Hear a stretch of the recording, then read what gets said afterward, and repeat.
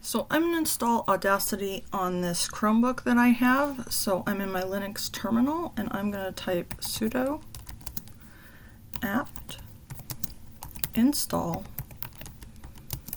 and then Audacity. Okay, and it's going to ask me if I want to use this additional space and install this. I'm going to type Y for yes. It is now getting all of the packages that it needs in order to run Audacity on the Chromebook.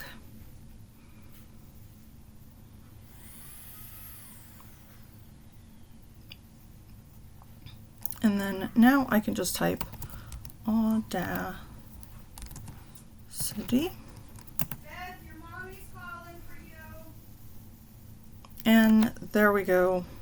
Audacity has loaded on my Chromebook.